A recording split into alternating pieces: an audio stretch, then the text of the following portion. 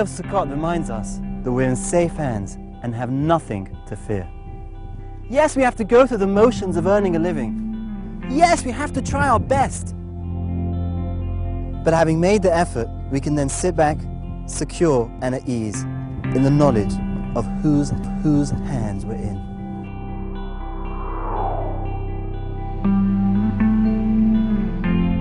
Consider a nation of wayfarers living in total desolation. No water, no food, no protection from the elements, not even a marcolet or a 7-Eleven in sight. Nothing. According to the rules of nature, we shouldn't have existed for more than a couple of days. A journey in the desert should have marked the end of the Jewish nation. All that should have remained of us are dry bones. Yet we lived in total desolation for 40 years. Not just survived, but thrived and multiplied. And not just a couple of people, but millions and millions of people, men, women and children, young and old, protected by the clouds of glory. One on each side of us, killing off snakes and scorpions, and sheltering us from the wind. One above us, making sure the sun didn't harm us, and that no rain fell on us. One in front of us, leveling off the mountains and filling in the craters to ease our journey, and one below us, cushioning us from the hot desert sand, and actually carrying us along like a boat on water, our every need and concern catered to, like a newborn baby in his mother's arms, not a worry in the world. The Sukkah helps us recall this glorious period of our history.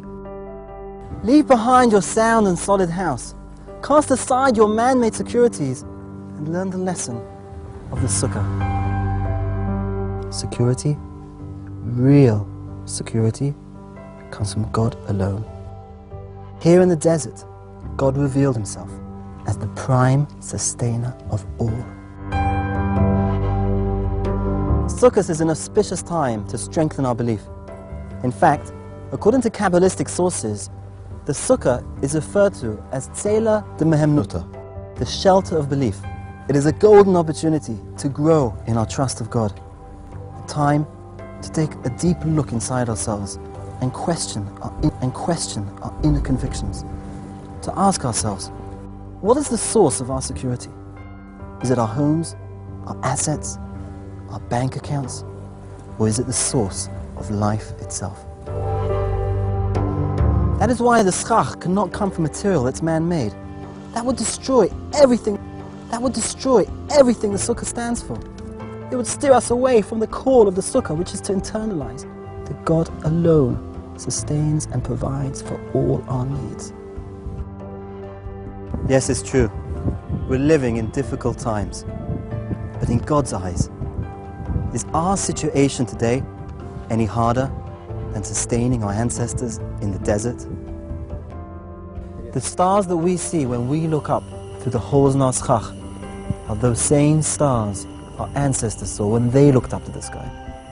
Because the same God that watched over and protected them is the same God that is watching and protecting us today.